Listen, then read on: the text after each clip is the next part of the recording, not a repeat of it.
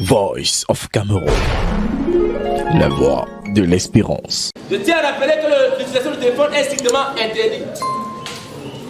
Cliché d'un début de semaine dans la cour du complexe scolaire Sigmund Freud. Vivacité, enthousiasme et circonspection.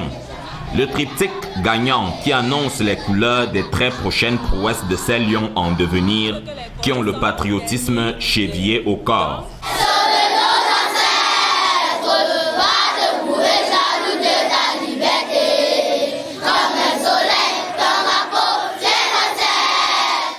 Nous nous serions crus dans une école italienne des années 40 sous emprise fasciste, mais évidemment qu'il n'en est rien.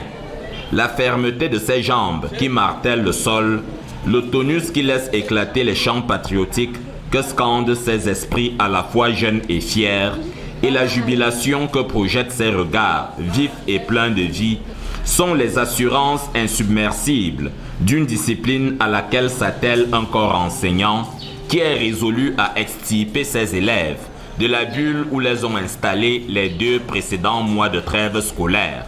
En ce qui concerne la rentrée scolaire au sein de l'établissement, la première des mesures que nous avons eu à prendre, c'est d'abord le respect des mesures barrières prescrites par le gouvernement de la République. Nous avons pris toutes les dispositions pour mettre notre campus à l'abri de cette pandémie qui sévit.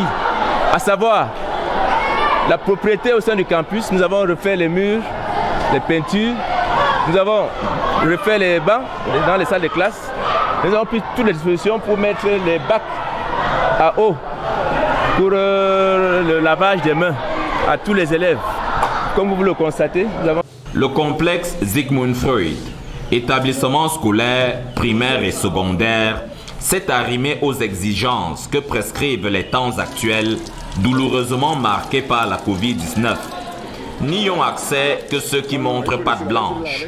Masque de protection faciale sur tous les visages, lavage systématique des mains et distanciation sociale dans les salles de classe. 2 jours avant la rentrée, vous savez que nous sommes dans une crise sanitaire. Nous avons pris les mesures prévues comme par le ministère.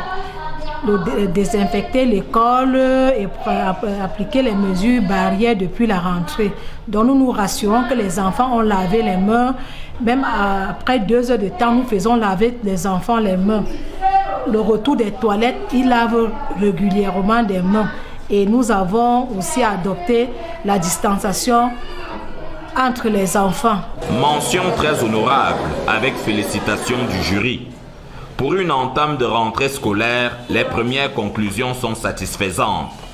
Dans cette ambiance où cohabitent allègrement savoir et mesures barrières, la moindre éruption de fièvre n'a pas été détectée, tandis que c'est résolument que s'est mis en branle le train de l'année scolaire. Nous avons commencé les cours le 5 octobre dans le strict respect des mesures barrières. Nous avons ici le respect des mesures barrières comme le lavage des mains à l'aide de l'eau propre et du savon. Et cependant, dans les salles de classe, nous avons une bonne distanciation. Les cours se passent bien, tous les professeurs sont présents et le port du masque est obligatoire. Depuis le début de la rentrée, on a fait le règlement intérieur, le classement des chiffres, le respect de soi et la démocratie. Nous avons favorisé les élèves puisque avec la crise que nous vivons, c'est notre manière à nous, la manière... à Madame la fondatrice de participer à la pandémie que nous vivons.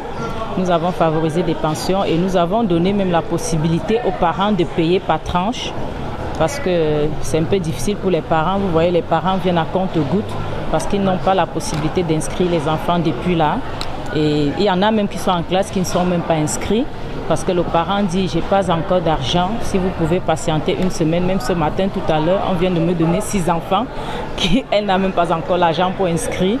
Donc, madame a dit non, favoriser un peu les parents même pour 2 semaines en attendant parce que c'est un peu dur, sa manière à elle de participer à la crise sanitaire que nous vivons, quoi.